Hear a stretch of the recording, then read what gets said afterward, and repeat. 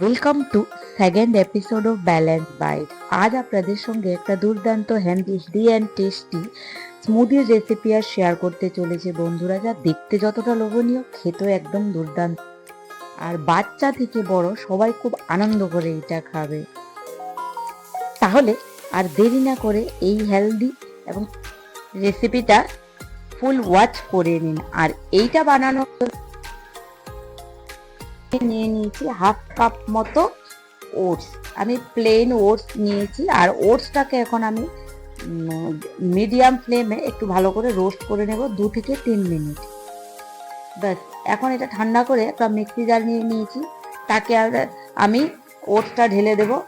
তারপর দিয়ে দিচ্ছি দুটো ছোট সাইজের বানানা, দেবো তাতে হাফ কাপ মতো দুধ, নর্মাল টেম্পারেচারে রাখা দুধ আমি দিয়ে দিচ্ছি। আর দিচ্ছি হাফ চামচ মতো অর্গ্যানিক জাগেরি পাউডার। গুড়টা আপনারা স্কিপ করতে পারেন, তার পরিবর্তে কিশমিশও এটাতে সুইটনেসের জন্য মিক্স করতে পারেন। এভাবে স্মুথ ব্লেন্ড করে নিয়েছি দেখুন। এখন একটা কাপের মধ্যে স্মুদিটাকে আমরা ঢেলে নেব। তারপর কিছুটা কেটে রাখা apple, dry fruits and nuts দিয়ে এটাকে উপর থেকে গার্নিশ করে দেব। তাহলে দুর্দান্ত ব্রেকফাস্ট রেসিপি আমাদের একদম রেডি হয়ে গেল।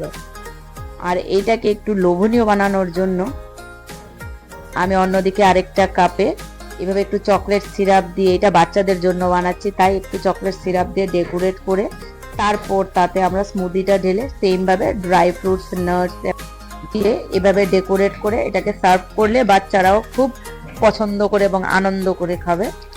আর উপর থেকে আমি তাতে একটু চকলেট সিরাপ এবং একটু এটার মধ্যে উপর থেকে একটু চকলেট সিরাপ দিয়ে গার্নিশ করে তারপর তাতে একটা চকলেটের পিস এইভাবে আমি এটাকে সাইড দিয়ে ডিজাইন করে দিয়ে দেবো।